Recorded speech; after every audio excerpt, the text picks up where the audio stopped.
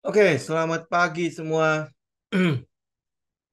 Ini hari ini kita geser ya, cuman geser doang sih. Kemarin itu gara-gara internetnya mati.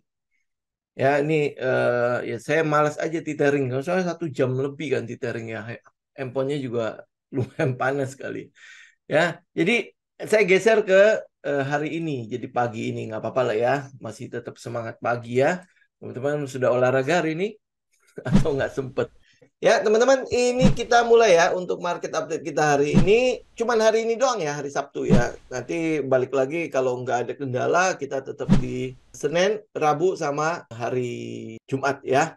Oke, baik teman-teman, ini saya kayaknya di IG bisa ngeliat site-nya ya. Oke, hari ini kita mau bicara mengenai manajemen risiko. Ini mungkin kalau udah bicara mengenai manajemen risiko, pasti banyak yang pada kabur kali ya. Ya, tapi ini bagian yang penting buat kita bisa stay survive di pasar ini. Ya, kenapa ya? Karena bagian dari risiko itu merupakan sesuatu yang pasti gitu loh, yang akan kita dapatkan di dalam mungkin trading apapun lah, teman-teman ya. Termasuk dalam kehidupan kita sehari-hari. Itu bagian dari kesuksesan kita justru risiko itu. Kalau lu bisa menjaga risiko, yang namanya reward itu pasti datang. Ya, mungkin resiko kita, contoh teman-teman mungkin lihat di dalam trading kita lah sehari-hari. Yang teman-teman jauh lebih banyak dapat itu apa? Loss-nya apa? Win-nya. Ya pasti akan jauh lebih banyak loss-nya. Apalagi kalau kita yang masih baru ya. Baru kenal pasar ini dan sebagainya ya. Ya, jadi itu bagian dari resiko. Jadi teman-teman lihat aja dalam kehidupan kita sehari-hari. Apa yang kita lihat? Kalau teman-teman mau berbisnis, yang lu mesti perhitungkan di mananya dulu. Di bagian yang resikonya kan. Mesti perhatikan itu, yaitu resikonya. Jadi apa yang kita mesti perhatikan? Jadi saya bikin beberapa SOP atau Standard Operation Procedure gitu ya. Jadi bagaimana caranya kita melakukan penghindaran risiko dari pasar modal ya, jadi dari saham. Kalau di forex pasti udah tahu lah ya yang lihatnya seperti apa. Tapi nanti kita bahas forexnya nanti ya. Tapi kita akan bahas ke sahamnya. Jadi apa yang lu perhatikan di sini? Yang lu perhatikan itu adalah ini. Ini saya minta maaf itu keluar semuanya soalnya. Jadi saya nggak bisa bikin animasi ya sama sekali ini. Saya berusaha agar bisa dijelasin satu-satu. Tapi ya sudahlah ya, keluar semuanya. Jadi teman-teman bisa lihat di situ, ini adalah bagian dari SOP teman-teman dalam memilih saham. Bukan bukan kita bicara dengan fundamentalnya dulu. Kalau fundamental mungkin udah banyak ya pakem-pakemnya ya. Lu mesti lihat rasio ini, rasio ini, rasio ini.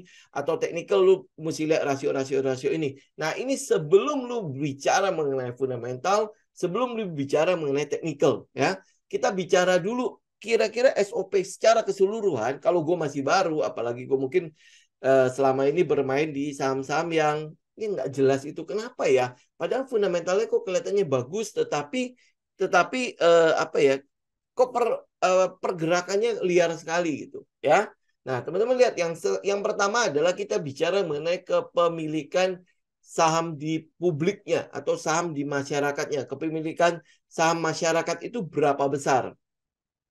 Oke, jadi kita tidak akan memilih, kalau teman-teman udah lihat nih, saham, saham kepemilikan publiknya itu lebih dari 50% atau lebih dari 60%, apalagi kalau udah lebih dari 60%, itu jelas teman-teman udah nggak perlu dilihat lagi. Kenapa? Logiknya sebenarnya cuma simple aja begini. Teman-teman lihat, ada namanya proses akumulasi, berarti pengumpulan barang kan. Pengumpulan barang itu harus dilakukan oleh si market maker atau si smart money sebelum dia membiarkan harga ini naik. Ya kan? Jadi dia akan mencari sebuah alasan lah. Akan ada alasan di mana si market maker itu melakukan pengumpulan barang. Oke? Nah, jadi teman-teman kalau lihat logiknya aja, logikanya doang ya. Barang itu tersebar banyak sekali di lapangan ya, di pasar. Bagaimana cara dia melakukan pengumpulan barang tanpa mengannounce itu ke pasar atau mengumumkan itu ke pasar. Kalau lu lihat kepemilikannya itu tersebar di semua, di banyak sekali tempat, ya, terutama kita bilangnya retail ya, karena masyarakat lebih ke arah retail kan, belinya paling ada yang pegang 10.000 lot, ada yang pegang 100 lot, ada yang pegang mungkin ya mungkin agak gede ya, ada retail yang agak gede, mungkin ada pegang sampai 100.000 lot. Biasanya itu yang saham-saham di bawah 100 tuh ya. Biasanya mereka cukup gede ya pegangnya ya. Nah, bagaimana cara mereka melakukan pengumpulan dari sana? Berarti kan mereka harus minta ke mereka. Benar nggak? Melakukan negosiasi. Ya, kalau misalnya dia 100.000 lot, ya berarti negonya gimana? Atau kalaupun mereka nggak mau nego, oke, saya beli di pasar reguler. Artinya ya seperti yang teman-teman lihat pasar secara umumnya dia beli dia dari pasar. Jadi dia kumpulin barang dari pasar. Itu pasti akan membutuhkan waktu yang sangat-sangat lama untuk melakukan pengumpulan itu. Benar nggak? Ya, nah kalau lu di posisi orang yang punya uang atau institusi yang punya uang, di posisi smart money, di posisi market maker, lu mau nggak melakukan effort sebesar itu? Ya tentu kita mikir kan, ya kecuali memang indeks harga saham gabungan cuma punya saham itu doang. Oke ya udah mau nggak mau kita lakukan kan. Tetapi kan tidak. Ternyata di indeks harga saham gabungan saat ini ada sekitar hampir 900 saham. Ya daripada gue capek-capek melakukan pengumpulan barang seperti itu, toh hasilnya ya buat market maker mungkin ya paling cuman ya jatuhnya ya mungkin 100%, 80% atau berapa persen gitu ya buat mereka ya. Buat apa gitu loh gue susah-susah di situ. Gue cari aja yang lain, benar gak? Nah, kalau logiknya seperti itu, berarti kita juga melakukan hal yang sama. Nah, kalau logiknya di smart money, mereka akan cenderung memilih saham-saham yang kepemilikan di masyarakatnya kecil, ya kita lebih baik kita carilah yang kecil, benar nggak? Yang punya potensi untuk jadi, ya mungkin teman-teman bilang itu beggar lah dan lain sebagainya. Ya toh? Benar nggak? Ya, nah jadi itu adalah salah satu yang pertama. Lu udah bisa jadikan itu SOP-nya lu. Bisa jadikan itu sebagai bagian dari screeningnya lu. Kalau lu udah lihat bahwa, oh dia udah lebih dari 50%, sudah gue hindarin aja. Gitu ya. Oke. Nah, contoh yang lebih dari 50%. Saya berusaha untuk tidak menyebut nama, biar teman-teman nanti bisa lihat sendiri lah. Ini contoh misalnya salah satunya. Ya ini, saham kepemilikan publik di bawah 5%. Ya kalau di bawah 5% kan sudah tidak terdata lagi ya. Itu sudah 71,58%. Kira-kira menurut teman-teman, ini lu mau beli nggak? Ya, terus habis itu pengendalinya siapa? Lu bisa lihat ke bawah nih pengendalinya. Nggak ada yang lebih dari 10%. Ya, pengendali saja itu tidak ada yang lebih dari 10%. Atau ya, ini belum ada tulisan pengendali ya. Ya, atau yang kita bilang, oh ini di sini ada Governance of Singapore. Di situ kita bicara mengenai, oh ini kelihatannya bagus nih. Ya, ini SWF ya, SWF Funds Singapura. Bahkan di dalam situ gitu. Berarti kan kalau dibilang, market maker ada di sini nih. Tapi lu mesti lihat, ya lu mesti lihat lagi sebaliknya. Saham kepemilikan publiknya itu sudah 71,5%. Lu ambil nggak? Ya lu ambil nggak? Kalau ini logiknya kan kita udah mesti jalan ya. Bahwa ini barang tersebar di mana-mana. Dan itu tersebarnya di retail. Bagaimana caranya lu mau mengharapkan si Governance of Singapore ini, terus SWF Singapura ini, mau meraih keuntungan termasuk Tabao nih. Tabao yang China punya juga ngambil hampir sekitar 10%. Ya, dia buat apa? Dia buat apa nih? Ini sebenarnya dia udah kayaknya sih sedang berusaha untuk keluar juga. Ya, sedang berusaha untuk keluar. Yang saya tahu itu dulu ya, agak yang saham kepemilikan yang Government of Singapore itu lebih dari 6%. Ya, berarti kan mereka udah berusaha untuk keluar. Lu menyadari nggak hal itu? Gitu kan? Nah, ini contoh aja, ini contoh salah satunya. Nah, teman-teman bisa lihat kalau misalnya dalam hal administrasi, ini kan nggak ada yang di bawah, nggak ada yang di atas 50%. Yang ada 50% itu adalah publik. Nah, jadi pada saat RUPS, kan dia butuh quorum kan? Ya, butuh quorum kan? Nah, bagaimana cara mencapai quorum itu? Bagaimana cara mereka melakukan pengambilan keputusan untuk sesuatu yang penting? Diundang tuh publiknya. Itu bisa, lu harus di hold seberapa gede, ya kan? Ya lu harus sediain mungkin GBK nggak tahu cukup nggak gitu untuk nampung itu publik sebanyak itu. Ya kan dia butuh quorum kan? Ya kan? Nah, saya nggak tahu nanti ADRT untuk perusahaan seperti ini quorumnya itu berapa persen. Ya lu tinggal cek aja. Tapi kalau logiknya saya udah lihat 71% lebih, saya tentu tidak akan ngambil saham ini. Dan saya pikir teman-teman juga udah mulai bisa menebak-nebak nih saham apa gitu kan. Yang pasti rame, kalau dia bergerak sedikit, lu pasti memborongnya. Tapi begitu lu lihat, ih kok kayak gini. Nah kalau udah kayak gini ya gue lebih baik gue mundur. Gue cari aja yang lain. Ya seakan-akan tidak ada saham lain gitu loh. Ya, nah saham kepemilikan publik yang seperti ini masih banyak sekali di pasar. Nih saya ambil salah satu contohnya. Teman-teman bisa lihat ada berita di tanggal berapa ini? Tanggal 8 Februari 2022. Ya, itu ada saham kepemilikan publik yang jumbo. Di sini ngomongnya baru 24. Ya, oke. Okay? Ya, ada kita silence aja ya, nanti di tip gitu ya. Tinggal teman-teman cek sendiri lah ya.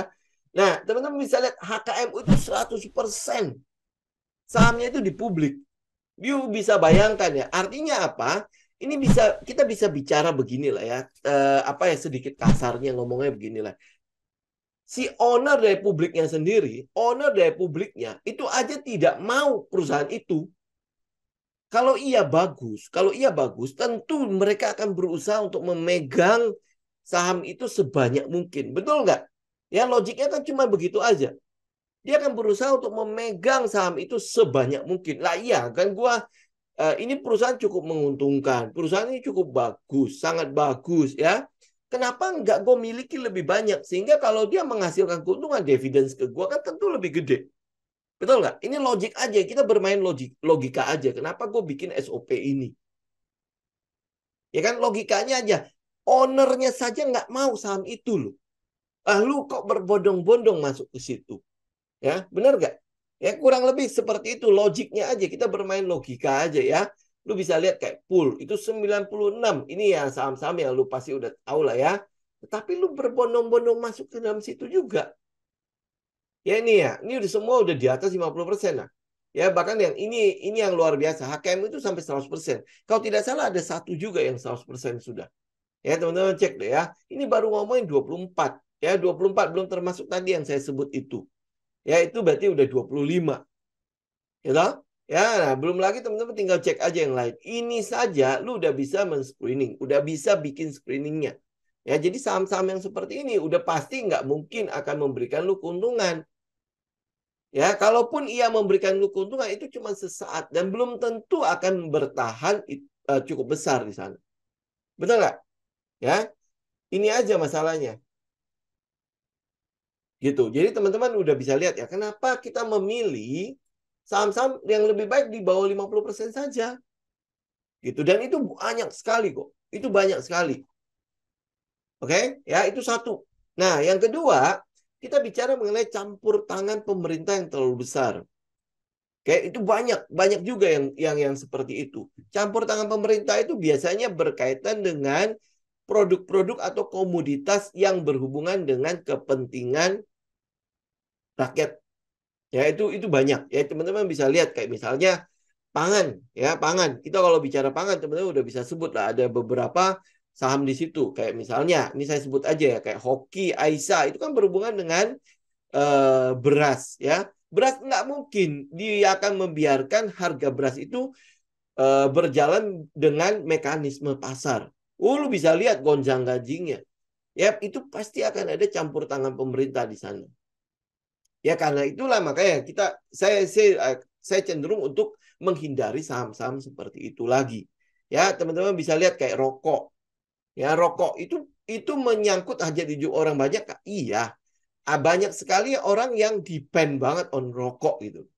Ya rokok naik sebenarnya nggak ada masalah rokok naik gitu. Ya tetapi pemerintah berkepentingan dengan perusahaan rokok itu kenapa? Karena berkaitan dengan penerimaan pemerintah yaitu cukai. Ya cukai. Kenapa? Karena banyak sekali orang yang tidak bisa berhenti dari rokok. Walaupun harga rokok naik, mereka tetap kayak kebutuhan pokok mereka gitu loh. Sehingga ya pemerintah tahu bahwa di situ cukai tetap akan bisa cukup besar untuk bisa didapat oleh pemerintah. Ya karena itulah teman-teman bisa lihat ya. Alasannya karena kesehatan maka kenaikan cukai terjadi. Gitu? Nah ini saya nggak tahu akan berlangsung berapa lama. Tapi yang saya tahu adalah rokok-rokok memang harga rokok di luar negeri, di luar sana itu memang sangat-sangat mahal. Ya sangat mahal. Ya yang saya tahu loh ya. memang sangat mahal. Memang ya akhirnya kan memang berkurang ya peminat untuk merokok itu. Ya tetapi ya saya nggak tahu ini bakalan bakalan terus akan digoreng sampai berapa tinggi harga rokok kita ya. Tapi di situ ada kepentingan pemerintah di sana yaitu cukai. Ya selama penerimaan pajak pemerintah itu masih belum gede-gede banget ya mereka bilang apa ya? Tax ratio ya. Tax ratio itu belum gede, ya pasti pemerintah akan mencari ya di mana tempat dia bisa mendapatkan penerimaan yang cukup tinggi. Itu campur tangan pemerintah ada di situ. Ya, yang kedua, yang ketiga, ya berhubungan dengan CPO. Minyak goreng di situ. Karena ada kepentingan minyak goreng. Teman-teman bisa lihat ya kemarin ya, pas minyak goreng lagi kosong di pasaran, ya kosong di pasaran, apa yang terjadi pada minyak goreng itu? Ya itu kan kepentingan hidup orang banyak minyak goreng itu. Ya kenapa? Karena ya mungkin kalau buat orang Jawa ya, ada kecenderungan ada namanya snack time. Ya di mana ya setelah mungkin antara jam makan siang sama jam makan malam di situ ada snack ya. Ya dan kalau lu lihat snacknya apa banyak? Pasti gorengan banyak di situ. Ya gorengan banyak, kukusan itu agak-agak jarang ya. Tetapi gorengan itu banyak banget. Nah, kalau kepentingan itu ada di situ ya, berarti kan teman-teman bisa lihat ya, kebutuhan minyak goreng itu pasti ada di sana. Jadi pemerintah pasti akan mencoba untuk ikut campur di situ. Walaupun mereka tahu bahwa kalau CPO itu diekspor akan jauh lebih banyak penerimaan pemerintah di sana dibandingkan dengan dijual di lokal. Ya, tetapi karena menyangkut hajat hidup orang banyak, ya kenapa? Karena kalau minyak goreng tidak dikendalikan terus habis itu mulai berfluktuasi harganya, maka inflasi akan terjadi. Inflasi terjadi nanti merembet kemana-mana kan? Ya jadi pemerintah butuh campur tangan di sana. Oke, nah kalau kita bicara minyak goreng itu komoditas kan, ya teman-teman juga akan lihat ada komoditas lain yang juga campur tangan pemerintah gede di sana, yaitu batu bara sama migas. Ya tahu? Ya. Nah, tapi kenapa kita bisa ngambil atau kita mungkin bisa bermain di daerah situ? Kita lihat kondisi. Kalau teman-teman udah tahu ya, campur tangan pemerintah gede di sana. Ya, karena itulah makanya kita lihat cyclical-nya. Kalau cyclical-nya lagi bagus-bagusnya, cyclical lagi bagus-bagusnya, artinya si harga komoditasnya lagi bagus-bagusnya, maka kita bisa masuk ke dalam situ. Kalau dia ada cyclical-nya. Ini ambil contoh kemarin cyclical batu bara. Cyclical-nya batu bara kan, itu harganya memang melonjak sangat-sangat tinggi.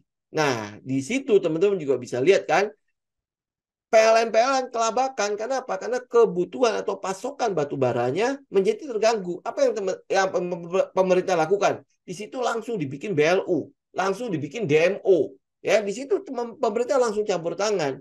Nah, teman-teman bisa lihat fluktuasi harganya gimana. Cuman karena waktu itu cyclical-nya lagi tinggi-tingginya, ya pengaruh untuk BLU-nya segala macam itu hampir boleh dibilang sangat kecil. Kenapa? Karena perusahaan berani untuk melawan. Ya, gue ekspor nggak apa-apa, tapi gue bayar kompensasinya. Kenapa? Karena jauh lebih tinggi harga untuk ekspornya dibandingkan dengan mereka supply ke DMO-nya. Lihat nggak? Ya. Nah, kalau keadaan-keadaan seperti itu, kita boleh.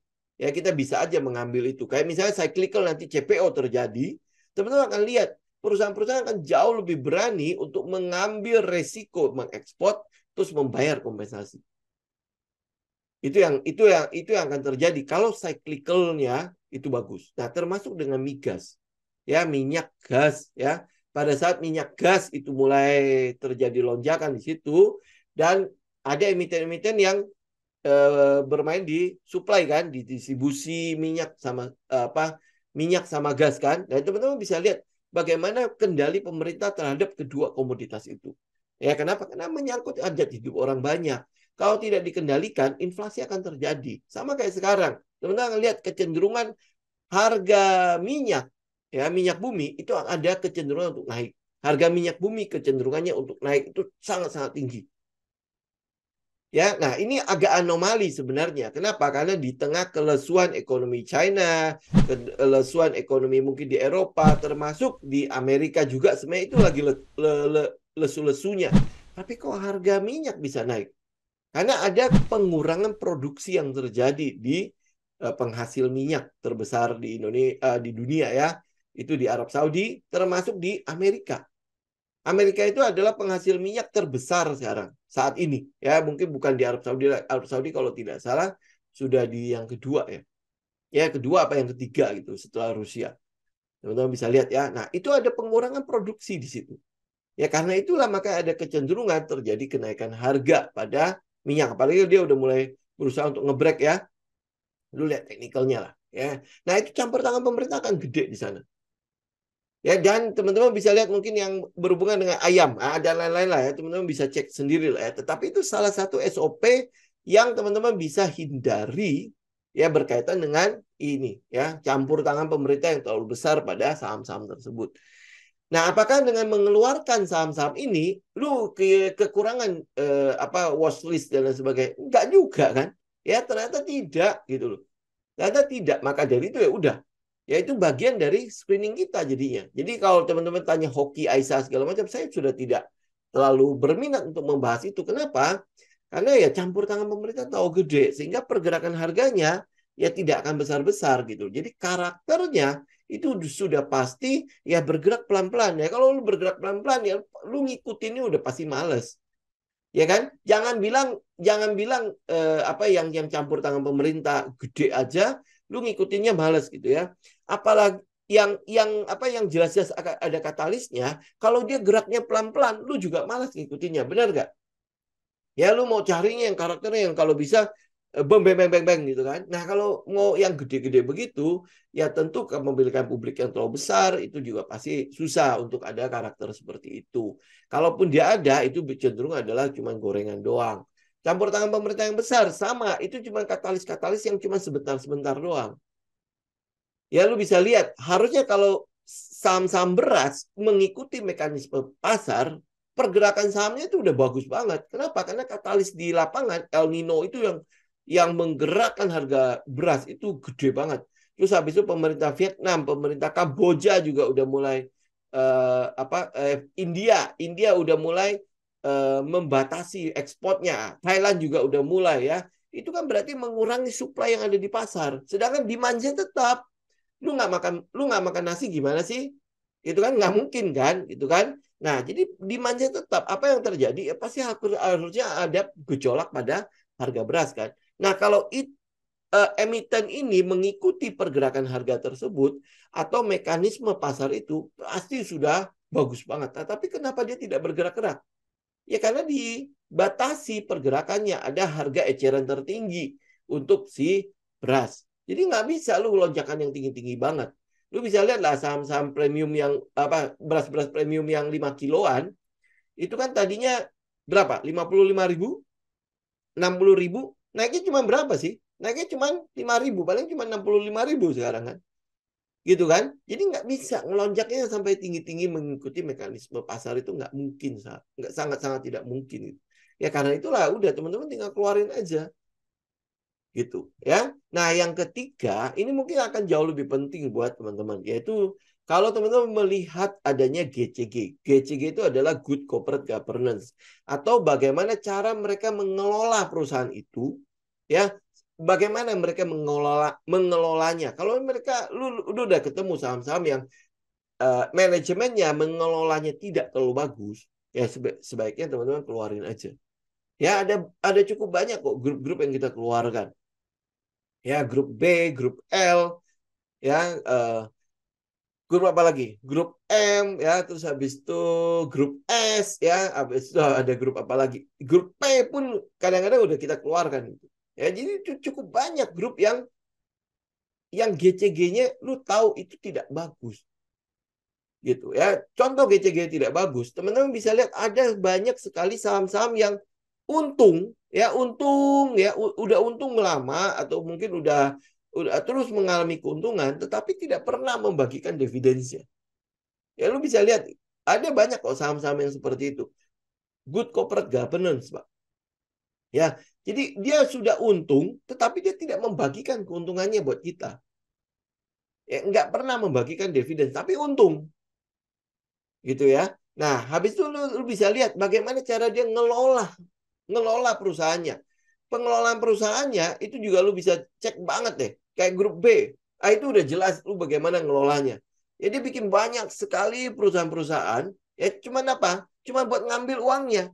Jadi di IPO, ya kemudian lu beli sahamnya, digoreng lah. Pokoknya ini saham akan bagus, bla bla bla bla segala macam ya. Terus habis itu ya sahamnya begitu-gitu aja, nggak kemana-mana gitu. Jadi cuman cuman apa ya? Cuman IPO buat ngambil uang. Ya ada sekarang banyak sekali yang menempuh cara IPO untuk bayar utang. Setelah mereka bayar utang kan harusnya bagus ya. Rasio-rasionya kan pasti harusnya bagus ya. Beban berkurang, dapat dari penjualan saham ya, kemudian uang yang lu dapat dari IPO itu kan sebenarnya bunganya 0%. Ya kenapa? Karena lu mau lepas sejumlah kepemilikan lu kan. Kemudian lu mengurangi beban lu. Itu kan sebenarnya harusnya bisa menjadi alasan lu untuk ekspansi dong.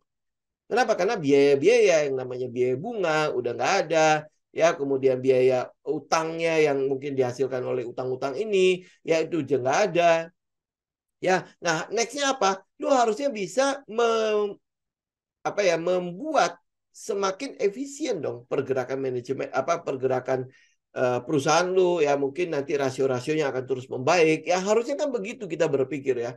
Tetapi ini enggak, sekarang udah banyak sekali IPO yang cuman untuk ngambil uang ya, kemudian dia bayar utangnya, habis bayar utang perusahaannya biasa-biasa saja ya, atau banyak sekali yang menjadikan IPO itu sebagai exit strategi mereka. Ya kalau saya udah bicara mengenai exit strategi, lu tahu lah ada beberapa saham yang melakukan hal seperti itu. Bahkan yang paling mengesalkan itu adalah mereka IPO perusahaan-perusahaan yang berstatus kaleng. Oh itu banyak sekali kejadian di IPO saat ini. Jadi kalau lu bilang ya, ini saya boleh katakan sekali lagi, kalau lu mau bilang 900 saham yang ada di Bursa Efek Indonesia itu adalah saham-saham bagus atau saham-saham yang gimana gitu kan? Ya, saya mau katakan kepada teman-teman itu jauh lebih banyak sampahnya dibandingkan dengan emas berliannya gitu. Karena itulah kenapa lu butuh screening ini. Agar apa? Lu bisa memilah gitu loh. Sampah mana yang akan jadi emas, yang mana yang sebenarnya berlian masih dalam tumpukan sampah gitu kan. Begitu lu dapat berliannya ya lu pasti tahu dong itu berlian gitu. Tetapi yang mesti lu lakukan di awal itu adalah memilah. Sampahnya itu lu mesti pilah habis-habisan.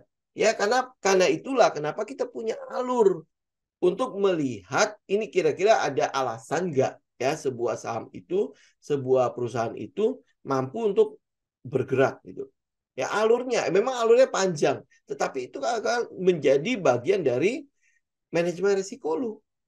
Gitu, lu mau dapetin sesuatu yang bagus, lu mau dapetin emas, lu mau dapetin berlian, apakah lu bisa cuma menunggu aja? Berdoa aja, nggak bakalan ada yang mungkin melemparin lu. Misalnya lu doa kenceng-kenceng ya, terus ada orang yang kesel. Dia ngelemparin lu pakai emas atau pakai berlian. Nggak mungkin kan? Ya, yang pasti adalah kalau nggak batu ya, kalau nggak kursi dan lain sebagainya. Kalau mereka terganggu, mereka akan melakukan itu. Nggak mungkin dilempar pakai berlian, nggak mungkin dilempar pakai emas ya kan? Kalau iya dilempar begitu, ayo kita doa ramai-ramai kenceng-kenceng lah. Ya kan? Benar nggak? Itu kan tidak terjadi seperti itu. Karena itulah makanya lu butuh prosesnya kan. Lu butuh memilahnya dari awal. Ya kalau lu mau dapetin emas, dapetin berliannya, lu mesti pilih dari awal. Nah, salah satunya adalah lu lihat GCG-nya. Ya dari yang kalau kalau yang kepemilikan 50% kan lu gampang ya lihatnya ya. Di banyak kok di mana-mana kan. Lu bisa cek di RTI ya. RTI kan cukup bagus tuh kalau di desktop kan memang bayar. Tetapi kalau yang di aplikasi kan masih gratis kan, ya lu masih bisa cek, jadi nggak ada alasan lu nggak bisa ngecek ini ya. Dan habis itu tinggal lu, itu kan pekerjaan yang cuma sekali tok ya, tinggal lu update aja kalau dia bertambah apa enggak. Harusnya sih tidak mungkin bertambah dalam waktu yang cepat kan, lu cuma tinggal ngecek doang. Nah habis itu campur tangan pemerintah itu kan lu cek di awal doang ya, habis itu kan lu tinggal pilih-pilih aja.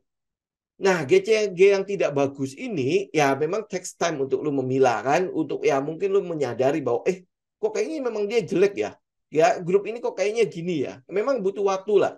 Ya, tetapi ya kalau untuk zaman sekarang, lu bisa lah lihat di Google dan segala macam itu pasti ketahuan kok. ya di mana grup yang bagus, grup yang jelek. Ya ketahuan banget kok. Ya dan kalau gue udah ngomongin soal grup, lu juga udah pasti bisa mengira-ngira. Ya ini gini grup ini, grup ini, grup ini. Ya udah tinggal lu buang-buangin aja. Nah saham-saham di dalamnya lu udah ngebuang berapa banyak? Kalau lu lihat tiga ini aja, tiga screener ini aja ya, lu sebenarnya udah bisa ngebuang hampir 100 sampai 200 saham gitu. Ya, buat gua 200 saham sayang banget dong. Itu justru adalah sampah-sampahnya. Nah, kalau lu udah ngebuang sampah segitu banyak, lu udah tinggal lihat 700 ya atau mungkin tinggal 600. Itu kan jadi lu memilahnya lu udah nggak tahu jauh gitu, lu nggak tahu susah ya. Nah, nextnya adalah lu lihat kalau dia nggak liquid, lebih baik lu nggak usah masuk. Nah, bagaimana cara lu ngelihat dia tidak liquid? Ya, pertama sebenarnya lu lihat dari modal lu dulu. Kalau modal lu adalah 1 juta, 2 juta, tentu banyak sekali yang liquid. Ya, modalnya lu, kalau lu masih bermodal 1-2 juta, banyak yang liquid. Kenapa? Karena lu bisa buy, lu bisa sell dengan gampangnya, dengan mudahnya. Tapi kalau lu udah modalnya mungkin udah di 10, mungkin udah 50, mungkin udah 100, apalagi 1M sampai 10M, yang nggak liquid itu banyak banget. Apa kategori nggak liquid? Pertama adalah order book-nya, lu lihat. Order book-nya. Jadi order book, nah teman-teman lihat di sini. Ini saya sering tunjukin kan ya order book ya. Mana ini ya. Nah, saya ambil yang ini aja deh. Stockbit ya. Lu bisa lihat order book-nya. Order book-nya misalnya apa? BBCA, lu lihat, itu 10.000 lot lebih. Ya, 10.000 lot lebih. Jadi kalau lu punya modal 1 juta, jelas bisa beli. Ya, bisa beli. Masih bisa lah ya. Masih bisa beli 1 lot kalau 1 juta. Ya, ini kan 9.000 nih. 9.000 berarti 1 lot masih 900.000 lebih. Ya, lu masih bisa belilah. 1 lot, jual 1 lot. Gampang kan? Ya, gampang kan? Berarti itu buat lu liquid. Ya, buat lu liquid. Nah, kalau misalnya teman-teman lihat saham ini nih, ICBP. Ya, ICBP kalau 1 juta lu udah nggak bisa beli. Kenapa? Karena harganya 11.000. Ya, 11.000 satu lembar. Jadi 1 lotnya itu udah 1.100.000. Jadi kalau modal lu 1 juta, lu udah nggak bisa beli. Berarti buat lu, ini juga nggak liquid. Ya, kenapa? Karena gue nggak bisa beli. Karena nggak cukup gitu loh modal gue. Ya, itu contoh satu. Nah, contoh yang kedua, kalau modal lu agak gede, ya modal lu agak gede. Misalnya contoh ICBP. Gue kalau misalnya punya uang 1 miliar, 1 miliar di ICBP, pergerakannya ini hampir boleh bilang tidak liquid buat gue untuk order book saat ini ya. Lu lihat ya, ini cuma di 11.000, dia cuma ada 21 lot. Kalau gue punya modal, misalnya gue mau taruh di ICBP 1M, 1 miliar gitu ya, maka gue harus ngumpulin beberapa tik. Gue harus ngumpulin beberapa tik. Ya, atau lu lihat gudang garam deh. Lu lihat ya, dia kalau gudang garam kan 1 lotnya itu kurang lebih 2 jutaan. Ya, 2,5 juta. Ya, oke, itu nggak apa-apa. Ya, nggak apa-apa. Itu kalau memang dia berjalan. Tetapi kan lu mau screening di awal. Kan lu nggak tahu dia akan jalannya, lotnya akan gede apa enggak. Ya, lu screening di awal dulu. Ya, kalau lu lihat kayak gini, ya gue lebih baik gue tidak. Ya, gue lebih baik gue tidak ngambil. Ya, oke. Kalau dia ada lot yang tiba-tiba gede pada saat dia jalan, ya udah lu lihatnya pada saat dia jalan aja. Nah, artinya saham itu cuma bisa teman-teman pakai buat swing. Oke? Teman-teman bisa pakai buat swing. Kenapa? Lu cek di kepemilikan publiknya. Biasanya kalau kepemilikan publik gede, nah sahamnya jalan, itu return-return nongol tuh. Ya, return-return nongol tuh. Nah, itu makanya kenapa saya bilang kecenderungan di awal yang kita mau lihat itu adalah sekarang nih, dia dalam keadaan mungkin di proses akumulasinya dan lain sebagainya, dia seperti apa? Kalau dia dari awalnya sudah nggak liquid begini, ya, maksudnya buat kita ya dari sisi modal ya, sudah nggak liquid gini, jumlahnya cuma berapa puluh lot gitu ya. Nah, lebih baik lu hindarin. Kayak UNTR nih misalnya nih, UNTR kan berarti satu lotnya itu sekitar 2.600.000 satu lot, 2.600.000 ya. Berarti kalau misalnya dia punya ini paling sedikit berapa? Anggaplah 20 lot. 20 lot berarti gue butuh untuk beli 20 lot berarti sekitar 40 juta. Ya, 40 juta. Jadi kalau misalnya oke gue lihat beberapa tik nih. Ini paling kecil kan 20 lot. Tapi yang gede-gede itu ada yang 100 lot segala macam. Ini masih bisa lah gue punya uang misalnya 500 jutaan untuk masuk ke sini. Kenapa? Karena jualnya masih gampang. Karena dia cuma melibatkan beberapa tik doang. Kalau gue mau beli 500 lot nih, ya, dia cuma misalnya nih 300 lot nih. 300 lot saja sudah 600 juta kan? Ya kan? Jadi udah tek gitu. Nah, iya, itu contoh aja, Pak. Contoh aja. Tapi kalau yang udah gede-gede gini biasanya saya udah nggak ambil lah. Karena geraknya biasanya udah agak susah. Ya ini contoh doang. Nah, apalagi kalau misalnya teman-teman lihat saham apa yang nggak liquid. Ini DSSA misalnya. Ini walaupun dia bagus secara katalis segala macam semua bagus, tetapi dia cuma begini nih. Jadi satu lotnya itu harganya itu adalah 4.500.000. Tetapi lu cuma bisa beli 2 lot, 5 lot dan 1 lot gitu. Itu pun adalah sesuatu yang tidak liquid, jelas tidak liquid. Lu beli 2 lot nih. Lu jualnya kapan? Ya, gue jualnya misalnya dia sampai ke 52.000. Ya, ini berarti 45.000 naik sampai ke 25. 2 lot. Kalau dia ada 2 lot di situ, kalau ini cuma 1 lot, ya berarti kan lu jualnya, lu mau mesti nunggu lagi. Ya gue mesti nunggu berapa lama. Ini contoh-contoh yang nggak liquid secara order book ya. Atau mungkin teman-teman lihat saham apa ya nggak terlalu liquid ya. Kalau saham-saham yang kecil-kecil, oke. Bayan misalnya, ya. Nih, ini Bayan kan satu lembarnya itu kan kurang lebih 1.800.000 ya. Nah, tapi dia belinya berapa? 2 lot, 3 lot, 4 lot segala macam ini kayak gini nih, 52 lot yang gede ya. Nah, kalau teman-teman lihat di sini pergerakannya, ini kan adalah lot size yang kecil-kecil. Oke, ini kita nggak lihat dulu ya harganya ya. Ini lot size-nya kecil-kecil ya. Nah, sedangkan kalau nanti gue beli gampang, jualnya susah. Beli gue gampang, beli ya tinggal beli aja dari lot-lot yang ada kan. Gue beli, gue kumpulin aja terus kan. Nah nanti lu jualnya gimana? Kalau dia nggak rame-rame juga, kalau dia nggak rame-rame juga, nah gue nggak susah ya. Berarti gue cicil keluar juga kan. Nah kalau gue beli, gue naikin harganya. Kenapa? Karena gue ambil terus kan lot-lot yang ada kan. Ya, nah gue jualnya juga sama. Gue akan jual di harga-harga yang ada. Nah terus akhirnya nanti hitung-hitung jadi BEP. Buat apa kan? Ya, atau teman-teman lihat kayak misalnya kalau nggak salah Toto ya. Ini juga saham yang enggak bukan. Bukan TOTL ya. Ya, tapi ya teman-teman udah ngerti lah ya. Jeskai gede nggak? Oh, nggak ada ya. Suspend ya. Em, nah, ya coba teman-teman sebutin saya nih. Nah, ini juga sama kan? Ya. Nah, oh ya, Cita juga ya. Nanti kita lihat. Nah, ini juga sama kan? Ini sahamnya mungkin udah di 3.000 ya lebih ini ya. Teman-teman lihat, ini lot size-nya kan kecil-kecil. Ini lebih baik teman-teman hindari. Ya, Cita. Tuh ya. Nah, cuma 1 lot, 9 lot. Kadang-kadang ada 100 lot. Ya, ini berarti harganya berapa? 2.000-an kan? Ya, kayak gini-gini gitu loh. Ya, teman-teman lebih baik hindarin. Ya, kayak misalnya MBAP sekarang udah banyak belum? Nah, ini juga sama kan? Lot size-nya kecil-kecil gitu loh. Ya, teman-teman tinggal ini misalnya kalau kalau ini cuma modal teman-teman masih 10-20 juta, ini masih bisa lah teman-teman masukin situ. Ya, karena apa? Karena masih ada 100 slot segala macam kan. Tetapi kalau lu udah di atas apa ya 100 juta, 1 M, ini udah agak susah untuk lu masuk ya. Lu masuk gampang. Ingat sekali lagi lu masuk gampang. Lu keluarnya yang setengah mati. Lu karena lu harus cicil keluar gitu ya. FASS. Ini berarti saham KFC ya. Nih, kayak gini nih. Ya, lot size-nya kecil. Ini cuma ada 8 lot, 5 lot, 11 lot. Nah, kayak gini-gini udah lu hindarin aja. Ya, lu nggak tahu gitu. Oh, nanti kalau ramai, ya dia akan lot size-nya gede. Nah, itu lebih baik teman-teman udah hindarin aja. Kita nggak tahu dia akan ramai apa enggak. Kalau dia nggak rame-rame, habis kita. Gimana kita keluarnya? Ya, itu adalah saham-saham yang lu bisa pilih. Udah lu screening, udah lu buang-buangin aja. Gitu ya. Kenapa? Karena kita mau step awal kita gampang, step awal kita mudah, nanti step akhirnya harus mudah.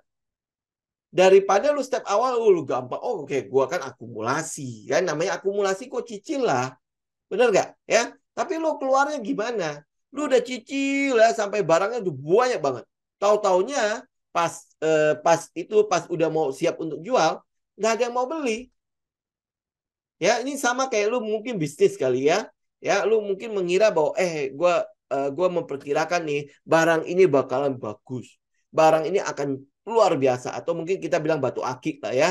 Batu akik itu kan waktu itu lagi ramai-ramainya tuh. Barang susah ya. Jadi lu kumpulin lah. Ya lu gali lah, dapat nih satu, oh gue nggak mau jual lagi, gue taruh dulu, ya gue taruh, dan akhirnya satu gudang semua penuh, ya begitu lo mau jual nggak ada pembeli. Gimana? Barang lu banyak. Ya, gimana gue jualnya? Nggak bisa gitu kan. Jadi lu jangan menunggu nanti dia rame. Ya oke, nanti dia rame. Kalau dia rame, kalau dia nggak rame bagaimana? Kan lu mesti hitung dari awal dong. Ya, itu yang saya bilang ya. Jadi kalau udah sahamnya dari awal sepi, ya udah lebih baik lu lebih baik nggak usah ngambil. Gitu. Ya, kenapa ya? Karena logiknya lagi ya, sekali lagi logiknya ya. Lu kalau gini, lu jadi market maker, gimana gue kumpulin barang? Apalagi kalau misalnya lu lihat, oh kayaknya gue susah nih nego. Mau nego sama siapa? Yang pegang 5% juga jarang-jarang nih. Bagaimana gue mau nego? Kalau gue ngumpulin begini ya kan gue bodoh loh. Bener gak? Ya, belum tentu juga jadi. Belum tentu juga nanti rame. Belum tentu juga nanti yang pegang saham itu mau lepas. Gitu. Jadi dari awal kita udah lihat ini gelagatnya kayak gini, ya udah lebih baik ya daripada nanti susah. Kalau ya ramai, kalau nggak ramai, ya kan ini kan bagian dari manajemen risiko ya. Kalau dia nggak ramai, ini yang kita repot gitu. Kalau dia ramai, oke lah, itu berarti udah hoki kita gitu kan. Tapi kalau dari awal udah begini, udah lebih baik lu lupakan gitu ya. Ini dari order book, oke. Nah dari teknikalnya lu lihatnya gimana? Teknikalnya kita lihatnya adalah shadow-nya yang tinggi-tinggi. Nah itu biasanya pergerakannya karena lot size-nya kecil kan, itu biasa bisa bergerak langsung tinggi cepat ya, tapi turunnya juga cepat ya. Ini contoh misalnya lu lihat FASS, sebenarnya dia nggak tinggi-tinggi banget ya karena nggak ada pergerakan di situ kalau nggak salah ya. Nih ya, oh ini lumayan nih. Nih lihat ya. Kalau lihat order booknya udah kecil-kecil begitu, shadow-nya kan gede-gede juga kan. Ya, FASS fast tuh. Shadow-nya kan gede-gede kan. Nah, kayak gini-gini lu lebih baik lu hindari. Ya, shadow yang udah besar-besar begini. Jadi dia turunnya cepat, naiknya juga cepat.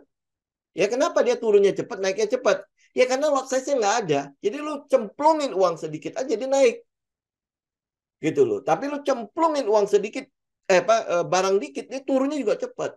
Ya kenapa? Karena lot size-nya kecil. Jadi secara teknikal lu bisa lihat kayak gini-gini. Ya pergerakannya jadi kayak roller coaster ya. Jadi shadow-nya yang gede-gede. Shadow-nya ya, shadow-nya besar-besar. Contoh misalnya kayak cebut itu harusnya sama. Nih. Ya ini malah malah bagus ya teknikalnya. Nih, teman-teman bisa lihat ya, shadow-shadownya kan cenderung banyak shadow. Atau saham-saham yang ini misalnya Cita. Kita kalau ramai juga pasti shadow-nya banyak. Nih, ya. Shadow-nya cenderung tinggi-tinggi begitu. Ada banyak kok saham-saham yang shadow-shadownya tinggi-tinggi nih. Kenapa ya? Karena tadi ya, lu cemplungin uang sedikit, dia bisa ngambil banyak. Kan kalau misalnya contoh ya, ini contoh kayak Cita, contoh kayak FASS ya. Gue mau beli 100 lot. Berarti gue akan makan berapa? Gue akan makan banyak nih. 19 lot, 8, 3, 2, 36. Ini udah 100 belum? Atau mungkin sampai sini lah ya. Nah, lu kebayang ya, kalau gua mau 100 lot, gue akan bisa langsung beli sampai ke 845. Ya kan, gue akan makan ini semua nih. Ya, ini 100 lot. Ya, kemudian apa yang terjadi? Ya, ada yang lihat, ada yang beli banyak nih. Ya udah, gue tinggal jualan. Nanti kan berarti otomatis yang sebelahnya itu ya kan jadi mungkin akan ada yang pasang tuh 845 atau berapa kan. Nah, turunnya juga pasti akan langsung curut gitu loh. Cepat gitu loh. Nah, karena itulah makanya meninggalkan shadow gitu. Jadi saat ini kalau akan lihatnya seperti itu. Shadow-nya cenderung tinggi-tinggi. Ya, jadi kalau dia tidak liquid, lu belinya mudah. Selalu belinya gampang. Selalu belinya gampang. Kenapa ya? Ya karena lu punya uang, lu tinggal makan aja. Yang antri berapa ya lu ambil aja terus. Ya lu beli aja terus saham-sahamnya kan. Ya dia antri berapa? Oh lu tinggal HK gitu kan. Hajar kanan gitu loh maksudnya. Lu tinggal hajar aja. Berarti kan lu mau masukkan likuiditas ke situ kan. Jadi lu oke, ngantri berapa? 10 lot ambil. Ya 15 lot ambil. Ya 20 lot ambil. Belinya gampang. Ya jelas lah belinya gampang. Tapi jualnya ada yang mau beli nggak barang lu? Itu yang teman-teman mesti pikirkan. Ya, belinya gampang. Asli, belinya mudah sekali. Lu beli gampang kok. Lu tinggal klik buy, udah lu kebeli. Asal ada uangnya. Ya, mau pakai margin pun lu bisa beli. Ya toh? Nah, yang jadi masalah kita adalah lu jualnya mudah nggak? Karena lu mau cuan apa enggak, lu harus bisa tahu lu jualnya mudah apa enggak. Kalau lu nggak jualnya nggak gampang, maka lu nggak akan bisa cuan. Lu nggak akan bisa untung. Contoh misalnya, teman-teman kalau punya bisnis, punya usaha, punya toko gitu ya. Lu beli barang gampang nggak? Ya gampang. Lu yang penting lu punya uang, lu punya modal, barang itu akan dikirim ke kita. Lu mau ngomong berapapun barang lu, ya barang yang lu mau, pabrik itu bisa kirim ke lu. Benar nggak? Yang penting lu bisa bayar. Ya lu bayar, ya maka barang itu bisa sampai ke lu. Yang jadi masalah kita adalah, kan gue mau jual biar dapat untung. Ya, gue mau jual ini biar dapat untung nih. Nah, gue jualnya gampang nggak? Yang lu mesti pikirin tuh itu. Kalau beli doang gampang, beli doang mudah. Bener nggak? Ya, logiknya masuk nggak? Ya, jadi kalau lu lihat sesuatu yang udah lot size-nya kecil, lebih baik udah, lu hindarin aja. Karena belinya mudah, tetapi jualnya ini. Ya kalau misalnya yang big cap ya mungkin gampang kali ya. Banyak sekali yang mau beli ya. Tetapi yang big cap ya namanya orang gendut ya, lu naiknya juga udah susah kan? Ya. Tetapi kalau misalnya ya ini barang-barang yang kalau lu mau cari yang beggar-beggar kan hampir boleh yang barang-barang yang kadang-kadang nggak terkenal kan? Ya. Nah, ini lu borong nih, lu akumulasi nih. Lu akumulasi nih, nanti jualnya gampang. Ya itu yang mesti teman pikirkan. Ya, oke Pak. Oke, ya. Jadi beli mudah, lu jualnya susah, itu lebih baik lu nggak usah. Lebih baik tidak usah. Ya, kalau misalnya ada yang bilang, oh nanti kalau misalnya dia rame, itu lot saja gede. Nah, itu kalau rame. Kalau dia nggak rame, sama kayak lu beli barang nih, spekulasi dong. Gue beli aja barang yang bagus-bagus. Oke, ini oke, kayaknya trennya oke lah. Ya, pokoknya gue beli aja barangnya. Ya, kalau benar trennya itu rame. Kalau dia nggak rame, itu apa nggak jadi barang mati? Ya, modal lu kan akan mati di situ. Betul nggak? Ya. Nah, jadi ini yang teman-teman harus lakukan. Ya, sebagai screener aja di awal, gampang kok. Ini nggak perlu harus pakai teknik-teknik seperti apa. Yang penting lu mau research. Ya, kepemilikan saham di publik lebih dari 50%. Udah lebih baik lu hindarin aja. Ya, masih banyak kok saham-saham yang lain. Campur tangan pemerintah terlalu besar di situ. Kalau campur tangan pemerintah, itu naiknya udah bagus-bagus nih. Dicampurin di situ. Ya, tetap akan turun. Harganya pasti akan turun di situ. Ya, nah, kemudian GCG-nya yang tidak bagus. Ini juga menjadi penting ya teman-teman ya. Teman-teman bisa lihat GCG-nya nggak bagus. Kalau dia udah dari awal tidak bagus, maksudnya sudah tidak bagus untuk membangun perusahaan itu, IPO perusahaan ini, lebih baik teman-teman nggak usah ambil. Ya maksudnya, memang kita nggak bisa lihat di awal ya. Tetapi dengan berjalannya waktu, lu udah bisa lihat. Ya, karena itulah makanya kalau lu udah lihat, oh orang ini nongol lagi di perusahaan itu, lebih baik enggak. Ya kan? Nah, tapi kalau reputasinya bagus, ambil contoh yang reputasinya bagus ya.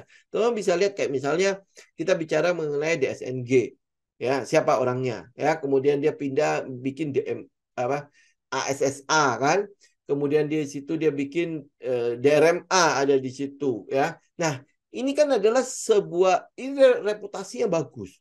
Ya, GCG-nya bagus. Memang dia berusaha untuk mengembangkan perusahaannya.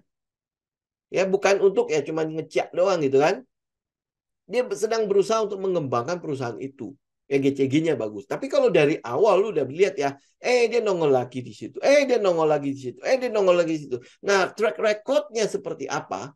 Ya ini lu bisa lihat dong. Oh, ini orang mah kalau track record-nya begini ya lebih baik gua nggak usah. Gitu. Ya. GCG pakai indikator. Kayaknya sih agak susah ya untuk ngelihat GCG dengan indikator ya. Tetapi mungkin ada beberapa yang lu bisa lihat lah. Kayak misalnya dividends, ya pembagian dividen payout, ya DPR, ya lu bisa lihat lah dividen yields-nya segala macam. Itu juga bisa menjadi salah satu faktor untuk lu menilai GCG-nya. Ya, salah satu faktor doang. Tapi untuk menilai GCG-nya bagus apa enggak, ya lu mesti benar-benar research. Saya lebih cenderung ngelihat track record-nya. Ya, track record dari perusahaan tersebut. Ya, ini bagaimana nih? Ya, dia bagaimana ngelolanya dan lain sebagainya. Ya, bagaimana permainannya dia juga nih dalam tanda petik nih permainannya dia sendiri gitu loh.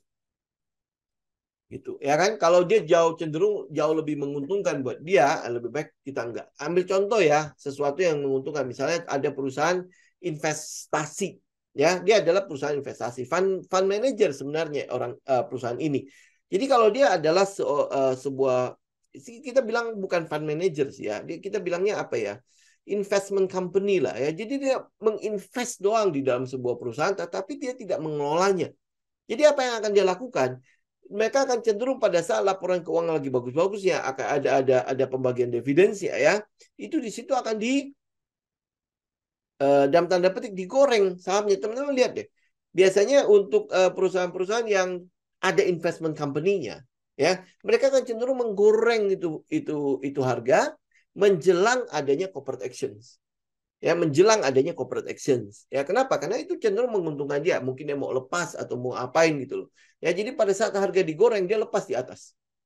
Ya dia lepas di atas. Nanti dia akan dapat dividen juga ya karena apa yang dilepas itu mungkin tidak sebesar yang mereka pegang gitu kan. Tetapi teman-teman akan lihat bahwa oh kayaknya tahun ini nggak tahu bagus. Nah, sehingga dia perlu membuat laporan keuangannya bagus di investment company-nya. Jadi dia akan melepas saham-saham yang sudah diinvest, ya ada katalisnya di situ dia akan goreng tuh saham itu untuk dilepas.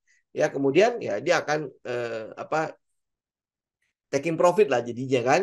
Nah, itu teman-teman akan lihat deh perusahaan-perusahaan yang ada investment company yang seperti itu ya itu biasanya GCG cenderung tidak terlalu bagus gitu ya.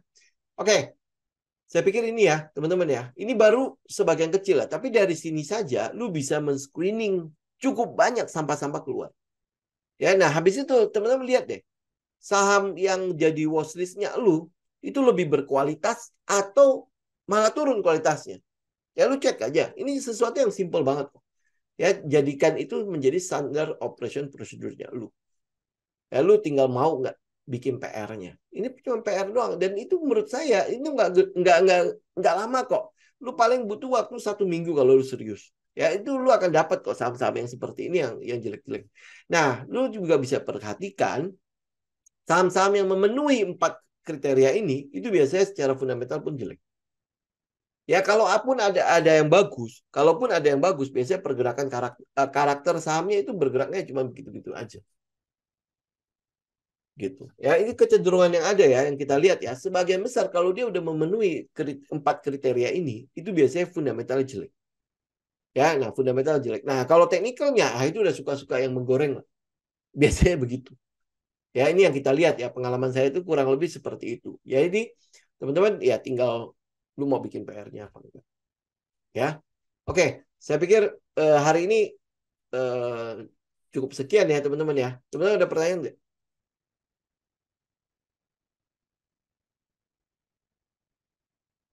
Oke. Oke ya. Cukup jelas ya teman-teman ya. Ini cuma bagian dari screener. Screener yang teman-teman bikin ya untuk memilah sampah sama memang barang-barang yang bagus ya. Emas, mana yang berlian, mana yang perak ya. Nah, dari sini sebenarnya teman-teman masih bisa pilih lagi. Yang teman-teman lihat itu jadi big cap atau yang saham-saham yang harganya sudah gendut-gendut, ya itu juga bisa keluarkan. Gitu ya. Kenapa? Karena pergerakannya biasanya ya begitu-gitu aja gitu. Lu mau ngarapin pergerakan sebesar apa sih untuk saham-saham yang gendut? Kenapa? Itu masalah likuiditas lagi. Untuk saham-saham yang gendut, likuiditas dibutuhkan untuk tidak bergerak. Itu juga harus gendut. Nah, berapa banyak sih saham-saham yang apa emiten-emiten atau mungkin yang perusahaan-perusahaan investasi, perusahaan-perusahaan fund manager yang punya rekening yang gendut-gendut ini, yang benar-benar bisa menggerakkan itu. Jadi daripada dia bersusah payah menggerakkan yang gendut, ya lebih baik udah bisnisnya apa, trennya apa saat itu, dia cari yang sesuai. Gitu, ya. Nanti akan diupload di YouTube kok, Pak. Ya, oke. Nah, ini sekalian juga ya teman-teman ya. Saya minta tolong teman-teman nanti juga bisa bantu saya buat hanya untuk menaikkan algoritmanya YouTube dan IG juga ya. Teman-teman bisa nge-like kalau di IG jadi real ya. Ya, nanti di YouTube ya teman-teman bisa nge-like lah. Ya, ini saya akan upload full full 1 jam ya, teman-teman bisa pelan-pelan lah. Ya, renungkan sendiri, lihat sendiri kira-kira ini bisa jadi screener teman-teman enggak? Ini bisa jadi salah satu manajemen resiko teman-teman enggak? Ya, kalau bisa terapkan. Jadikan itu sebuah PR buat teman-teman. Nah, habis itu teman-teman tinggal lihat ya. Lu punya apa ya? Winning rate itu menjadi lebih berkembang ya atau lu malah masuk ke dalam permainan market gitu ya. Ini kita belum bicara mengenai fundamental, belum bicara mengenai teknikalnya, kita baru bicara mengenai luarnya doang ya. Jadi dari sini lu buang dulu ini sampah-sampahnya ya. Habis itu nah nanti lu tinggal screeningnya lagi. Oke ya. Nah terakhir mungkin saya tutup dengan Adi ya. Adi kenapa Pak? Adi Karya. Oke ya, kalau kita lihat Adikarya, apa yang ada di Adikarya, ini kan dia turun dari bawah ya.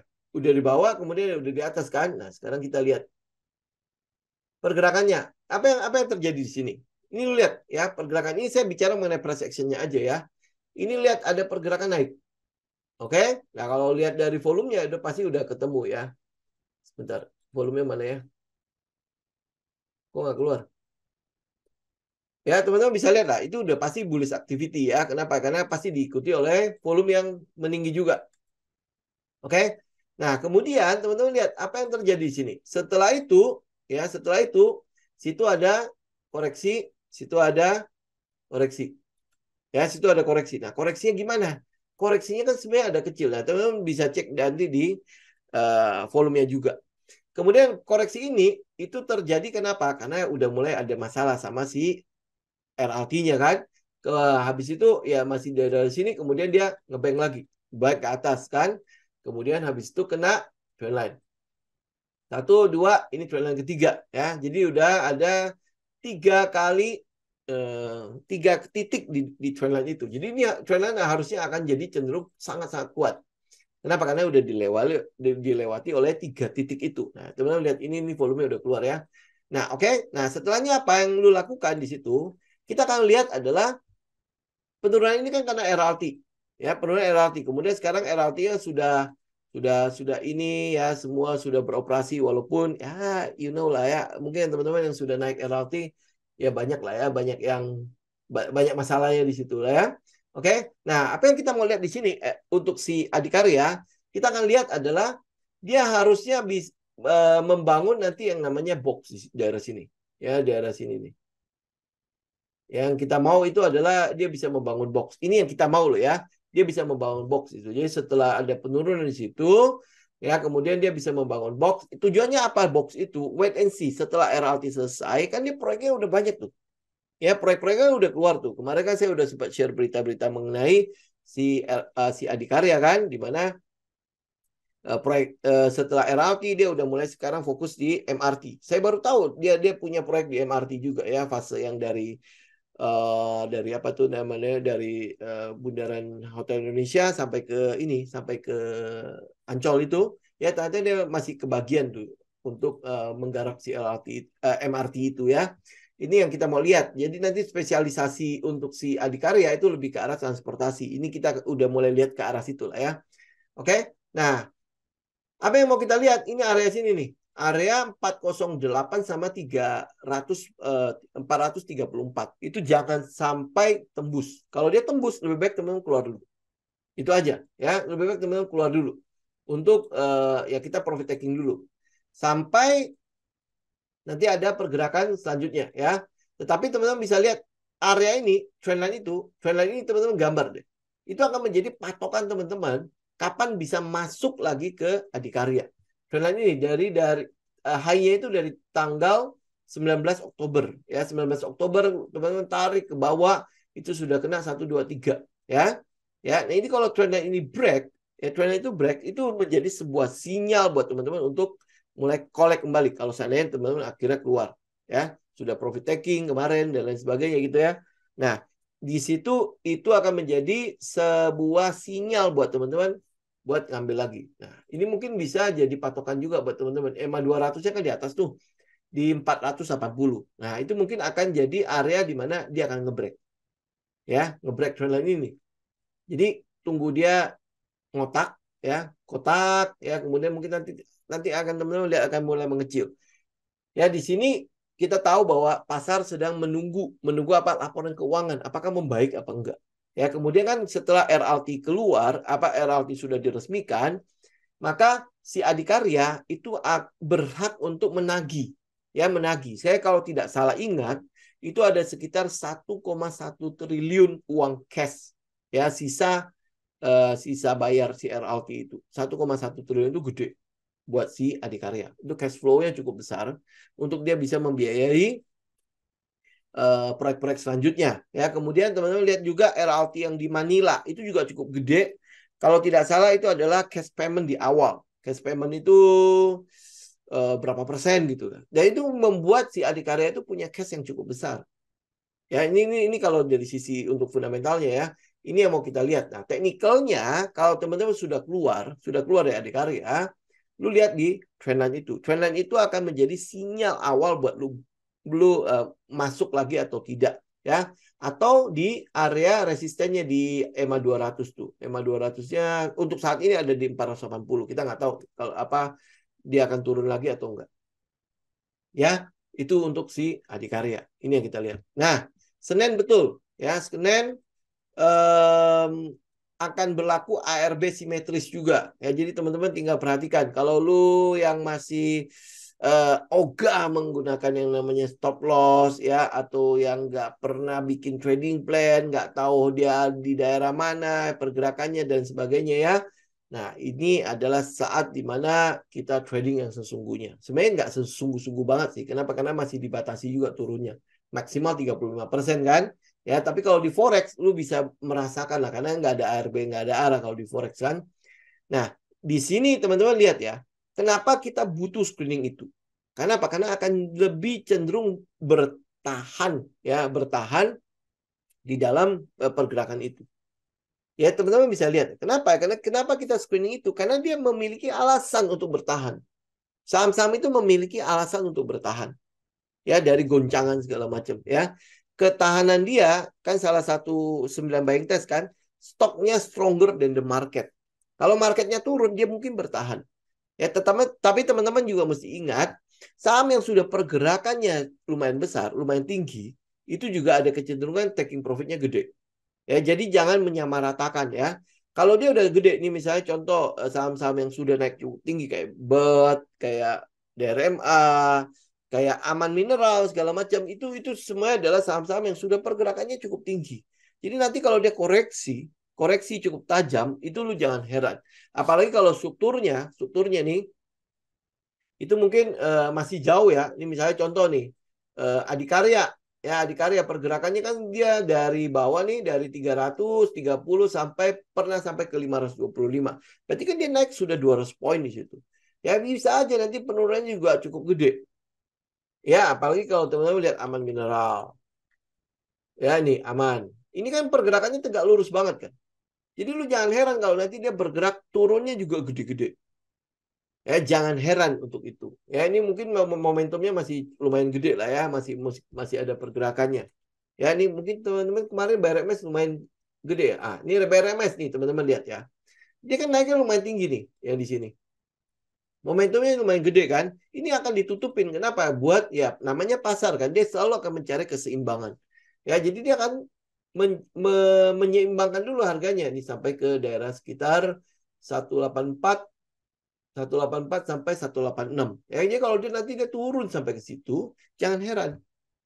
Ya, jangan heran apalagi dengan adanya ARB simetris, arah simetris ya.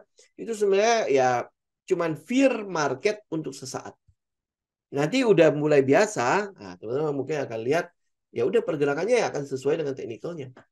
Oke, saya pikir itu dulu ya teman-teman ya untuk hari ini ya. Semoga cukup bermanfaat nih hari ini. Nanti kalau yang teman-teman yang telat, saya akan upload di YouTube ya mungkin paling sejam lagi lah ya. Paling ngedit-ngedit sebentar. Ya, nanti tinggal saya minta tolong teman-teman bisa kalau ini cukup bermanfaat buat teman-teman bisa di-like ya, nggak usah di-share lah ya. Komen ya teman-teman mau tanya apa ya silakan komen aja, nanti mungkin saya bisa bahas di next video atau saya bisa jawab langsung di komen itu juga ya. Oke. Thank you semuanya. Happy weekend semua ya. Salam untuk keluarga semua ya. Kita ketemu lagi hari Senin yang akan datang. Oke, thank you semua. Semoga bermanfaat.